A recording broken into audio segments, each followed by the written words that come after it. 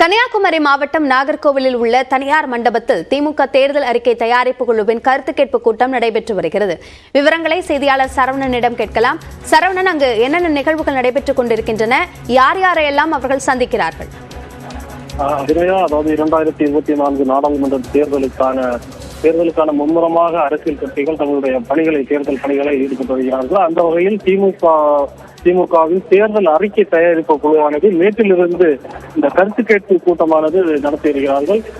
நேற்று தூத்துக்குடி மாவட்டத்தில் தூத்துக்குடி, ராமநாதபுரம், விருதுநகர் ஆகிய 3 மாவட்டங்களில் கருத்து கேட்பு கூட்டமானது நடைபெற்ற நிலையில் இன்று 2வது நாளாக கன்னியாகுமரி மாவட்டம் நாகர்கோவிலில் தனியார் மண்டபத்தில் தற்போது இந்த கருத்து கேட்பு கூட்டம் என்பது நடந்து வருகிறது.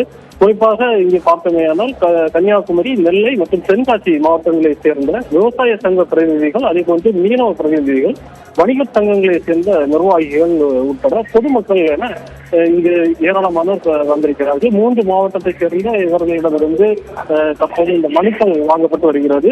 அதிலும் உரிமைகளை மீட்க ஸ்டாலின் குரல் நாடாளுமன்றத்தில் ஒழித்திட வேண்டிய கருத்துகள் என்கின்ற இந்த அடிப்படையில் இந்த மனுக்களானது பெறப்படுகிறது. குறிப்பாக பார்த்தோமேயானால் கன்னியாகுமரி மாவட்டத்தை பொறுத்தமட்டில் கன்னியாகுமரி மாவட்டத்தில் பல்வேறு வளர்ச்சி திட்ட பணிகளுக்காக அதிலும் தொழிற்சாலைகள் அமைக்க வேண்டும் என்கின்ற கோரிக்கை என்பது இங்கு முன்வைக்கப்படுகிறது. அதே போன்று தென்காசி மாவட்டத்தில் விவசாயிகளை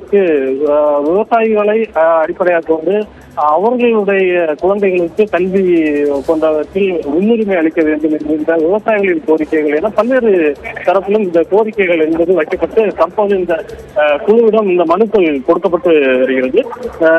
பார்த்தோம் ஒவ்வொரு கன்னியாகுமரி மாவட்டத்திற்கு 1 மணி நேரம், அதே போன்று நெல்லை, தென்காசி என 3 மாவட்டத்திற்கும் தலா 1 மணி நேரம் என தற்போது இவர்கள் இருக்கக்கூடிய நேர நிர்ணயம் என்பது கணிக்கப்பட்டிருக்கிறது. தொடர்ந்து இங்கு இருக்கக்கூடிய விவசாய பிரதிநிதிகள் உட்பட அனைவருமே இந்த மனுக்களை தற்போது கனிமொழி எம்பி தலைமையிலான அந்த குழுவிடம் கொடுத்து வருகிறார்கள். மக்களிடம் தொடர்ந்து தேர்தல் அறிக்கை குறித்த கருத்து கேட்பில் திமுக ஈடுபட்டு வருகிறது. இது குறித்த விவரங்களுக்கு நன்றி சரவணன்.